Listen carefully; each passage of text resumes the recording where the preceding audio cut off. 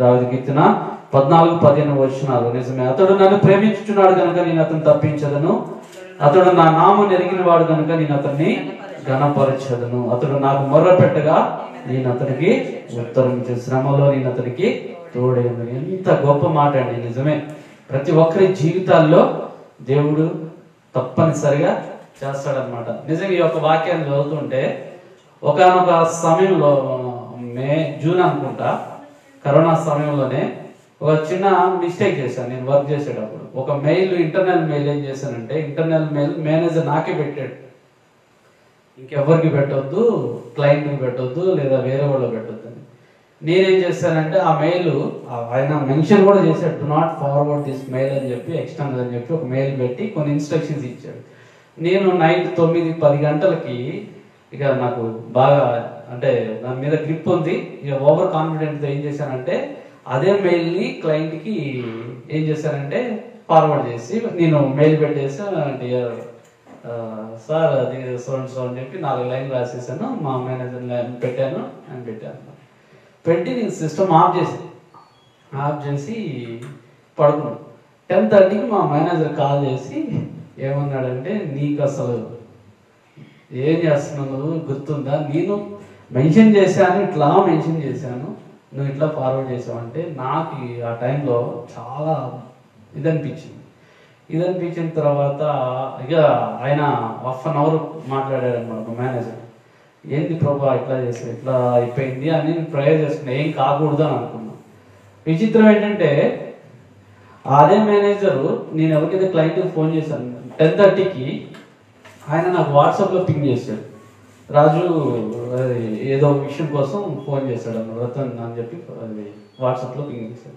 నేను ఇమ్మీడియట్లీగా అతనికి సారీ నేను ఒక మెయిల్ పెట్టాను, రీకాల్ చేయని చెప్పి, ఓకే అని చెప్పేసి. ఆ టైంలో ఆయన సిస్టమ్ పని చేయలేదు, ఇంకా పాపం నా కోసం 11:30-12 దాకా సిస్టమ్ రీస్టార్ట్ చేసి మొబైల్ ట్రై చేసి దాన్ని ఎట్లాగో రీకాల్ చేసి నేను 1 గంటకి నేను మళ్ళీ మా మేనేజర్కి మెసేజ్ పెట్టాను, sir message was recalled, no need to worry అని చెప్పేసి.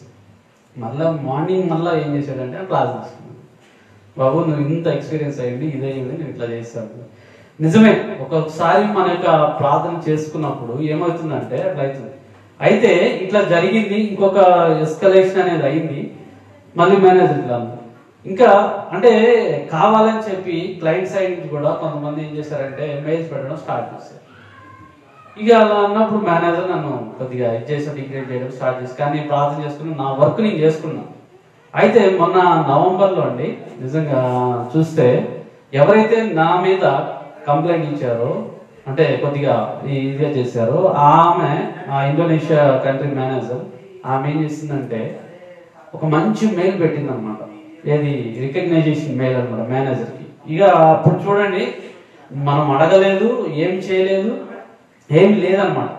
కానీ ఆమె పెట్టిందంటే నాకు నమ్మబుద్ధి కావట్లేదు. మార్నింగ్ 7 o'clockకి మెయిల్స్ ఓపెన్ చేసి చూసేటప్పటికి రికగ్నైజేషన్ కార్డు ఒక డిజైన్ చేసి మంచిగా అని చెప్పి పంపించింది. నేను మా మేనేజర్ ఫార్వర్డ్ చేశాను. చూడు, ఎవరైతే మనల్ని ఇచ్చేసారో వాళ్ళే అది చేశారు. అప్పుడు మా మేనేజర్ ఏమన్నాడు, please immediately can forward to my Cognizant mail, అది కంపెనీ మెయిల్ ఐడి పంపించని చెప్పి ఇమ్మీడియట్లీగా నన్ను ఫాలోఅప్ చేశాడు. అది ఆయన ఏం చేశాడంటే షోకేస్ అక్కడ చూపించుకున్నాడు వాళ్ళ దగ్గర. ఎప్పుడైతే మనల్ని దిగదార్చారో వాళ్ళ ద్వారానే దేవుడు మనల్ని హెచ్చిస్తారు. మళ్ళా లాస్ట్ వీక్లో నేను ఆశ్చర్యపోయానండి. మొత్తం మా మేనేజర్ ఏం చేశాడంటే, నీకు ఏమైతే అప్రిషియేషన్ వచ్చినో ఇవ్వు అన్నాడు. ఏమొస్తాయో 2-3 వచ్చినాయి అని అనుకుంటున్నాడు ఆయన. నేను కూడా మెయిల్స్ అన్ని జనవరి నుంచి డిసెంబర్ మన నవంబర్ వరకు చూస్తే 16 అప్రిషియేషన్ మెయిల్స్ వచ్చినాయండి. 16 మా ఇంకొక కో మేనేజర్కి చేస్తే ఆయన, అరే నీకు 16 వచ్చిందియా అని చెప్పి ఆయన ఫోన్ పెట్టేసి, ఎందుకంటే ఆయనకి నాకు పోటీ. ఇంకా అట్లా దేవుడు ఏంటంటే మనల్ని ఎక్కడైతే సైతాను దిగదాస్తాడో అక్కడ మనల్ని దేవుడు హెచ్చిస్తాడన్నమాట. అతడు నా నామం ఎరిగిన వాడు కనుక నేను అతన్ని ఘనపరుస్తాడు. ఒకవేళ మన యొక్క జీవితాల్లో ఏదైనా ఒక ప్రాబ్లం వచ్చిందంటే దేని కొరకండి? విజయం కొరకే దేవుడు మనల్ని హెచ్చిస్తాడు. దేవుని స్తోత్రం. ఈ యొక్క వాక్యం చదువుతున్నప్పుడు ప్రతిసారి నా యొక్క జీవితం ఏంటంటే దేవుని స్తుతిస్తా ఉన్నాను. అతను నా నామాన్ని ఎరిగిన వాడు కనుక నేను అతన్ని ఘనపరిచెదను. అతను మొరపెట్టగా నేను అతనికి ఉత్తరం ఇస్తాను. దేవుని స్తోత్రం, హల్లెలూయా. కాబట్టి మన యొక్క జీవితాల్లో ఒకవేళ బాధతో, సమస్యలో, శోధనతో ఉన్నప్పుడు మనం బాధపడక్కర్లేదు. ఒకానొక రోజు దేవుడు మనకి ఏం చేస్తాడండి? ఆన్సర్స్ ఇస్తాడు. ఒకానొక రోజు దేవుడు మనకి అటువంటి భాగ్యాన్ని మనకి ఇస్తాడనమాట. దేవుని స్తోత్రం. మనకి ఆ విధంగా ఏంటంటే దేవుడు ఒకవేళ మనల్ని ఒకవేళ సాతాను ఏంటంటే దిగదార్చినప్పటికీ దేవుడు మనల్ని హెచ్చించే గొప్ప దేవుడు అన్నమాట. దేవుని స్తోత్రం, హల్లెలూయా. కాబట్టి ఒకవేళ శ్రమలో మనం ఉన్నామని మనం బాధిస్తున్నప్పుడు, మనం బాధపడుచున్నప్పుడు ఏం జరుగుతుందంటే దేవుడు మనల్ని హెచ్చిస్తాడు. శ్రమలో నేను అతనికి తోడై ఉండేదను, అతన్ని విడిపించి అతన్ని గొప్ప చేసేదను. నిజంగా నా యొక్క జీవితంలో అది నేను సాక్ష్యం చెప్పగలను. లాస్ట్ వీక్ అన్నమాట, ఫ్రైడే ఈవినింగే డిస్కషన్ జరిగింది.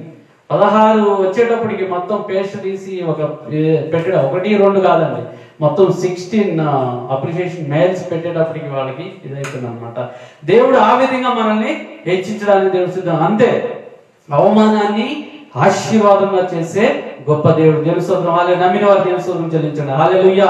ఒకవేళ మన యొక్క జీవితంలో అవమానంతో మనం ఉన్నట్లయితే, లేదా నిందలతో మనం ఉన్నట్లయితే, లేదా అనేకమైన శ్రమలతో మనం ఉన్నట్లయితే దేవుడు హెచ్చించడానికి సిద్ధము. అతని యొక్క నామాన్ని ఏంటంటే మనము ఎరిగి ఉండాలి, అప్పుడు మనల్ని ఘనపరుస్తాడు.